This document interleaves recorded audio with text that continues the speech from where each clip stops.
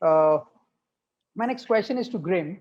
It's about identifying the USP and portraying again to the investor. So Greame, guys, earlier in the morning, I had a very fantastic discussion with one of the investor, and he's very excited about it. So Greime, why don't you walk us through the discussion which you had and what helped the investor to say that, okay, I'm going to join hands with you. I'm going to give that $1 million/euro check to you.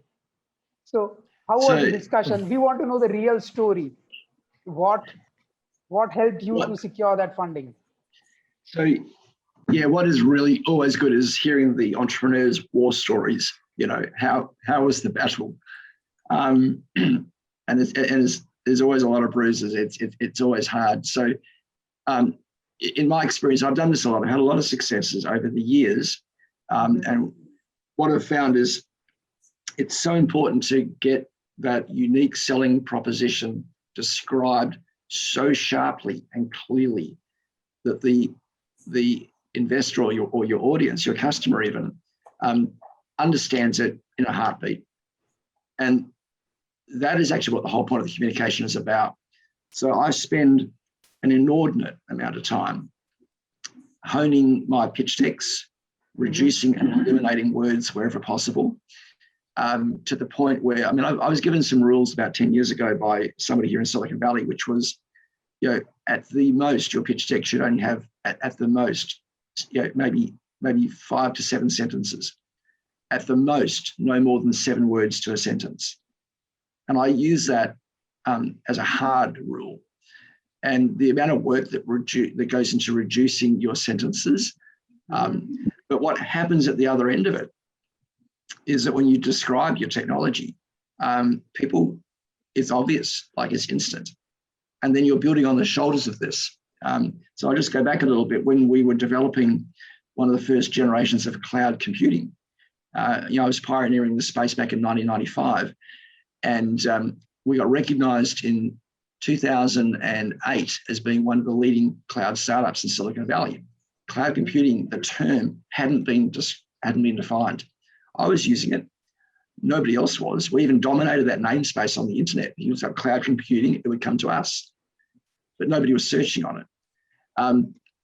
Trying to describe cloud computing in a short, clear sentence, like this was like 3 or 4 or 5 lines long as one sentence. It was ridiculously complicated to do.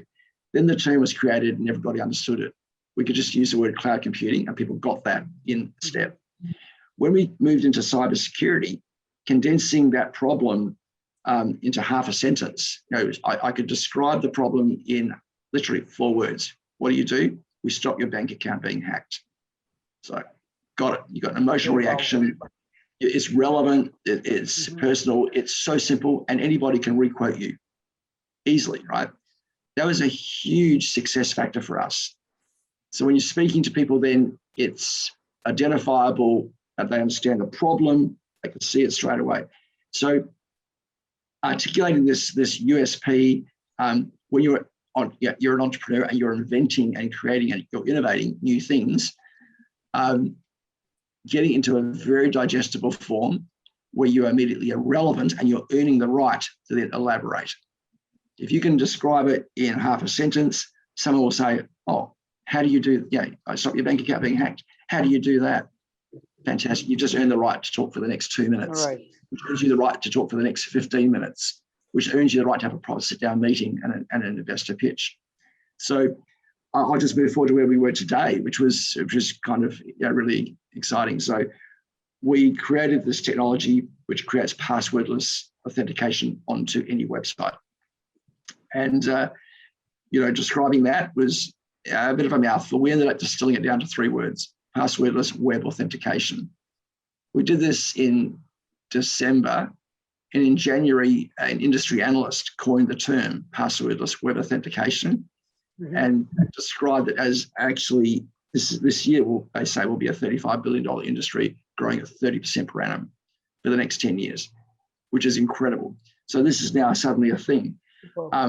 When I'm talking about it now, I can get that message through very simply, but I've got to make it relevant. Like, how do we differentiate ourselves from all the other passwordless technologies out there?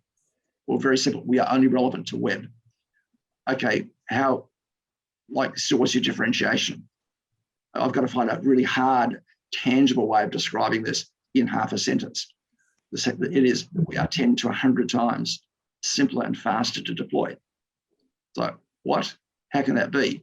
Great, let me describe it. Now I've earned the right to actually now elaborate. Okay, we do this by basically making no changes to your backend infrastructure. No changes. There's no client software. This is invisible for the users. There's nothing to install. We eliminate that entire deployment project. You can literally deploy this and there's no risk. So you're constantly refining it down so that every sentence that you describe is adding value and differentiation. So my experience has been when I've got that right, the conversations with investors and customers is really simple.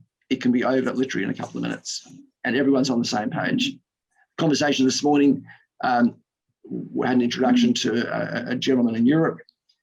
We're looking at raising a $5 million round US dollars for our company for the next stage. And I'm trying to do this without calling a Series A.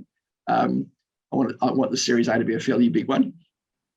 And I work very, very, very hard at holding onto this structure. So I'm filtering for people to actually support the ideas that I have. And there's a bit of attrition in that process.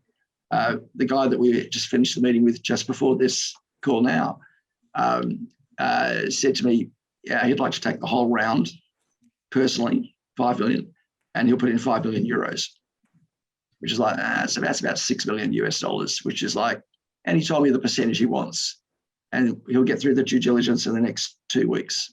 So he's moving like a rocket. And this creates a bit of competitive tension now with other investors that we're negotiating with. From an entrepreneur's point of view, this gives the entrepreneur leverage. If you have creating competitive tension, you're going to probably get the best deal.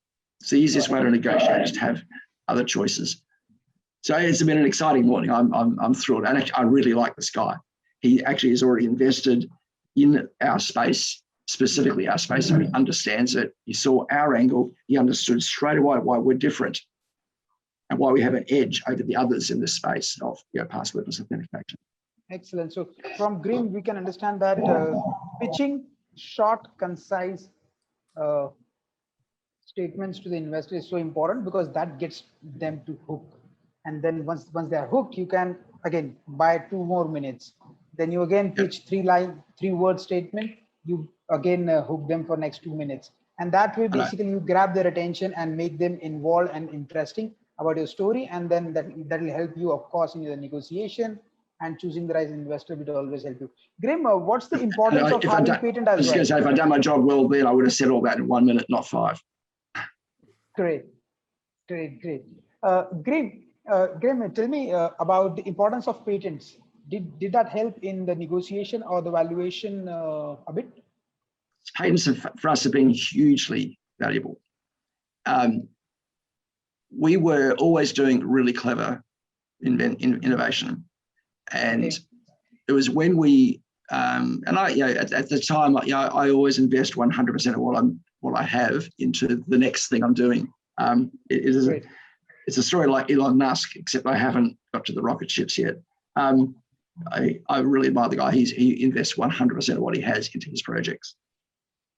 For us, the patent idea came along when I was fully invested in my new idea. I didn't have the resources really to file a patent. It's not just filing the patent, it's then all the follow-ons that occur after this. And I put it off. We had so many ideas. It was the day that I actually decided that I would do it. And here's a remarkable thing. I had a lot of support from my parents. My parents said to me, this is some years ago, look, we'll help you. We'll pay for the patent attorney. Excellent. And it was lovely to get that support. I never wanted to take their money. I wanted to do it myself. Right. But it was lovely to have that encouragement.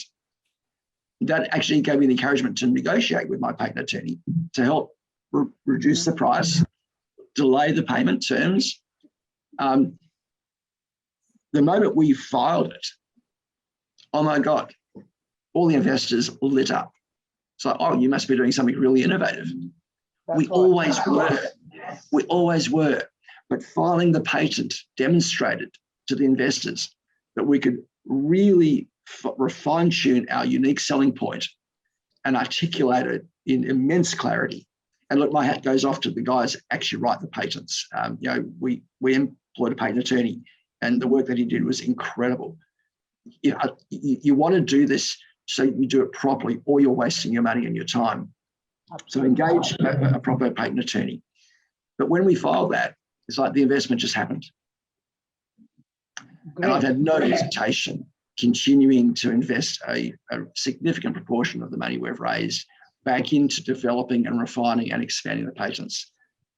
We've got 5 filed now, some of these being granted, and it just creates a foundation that no one can ever remove.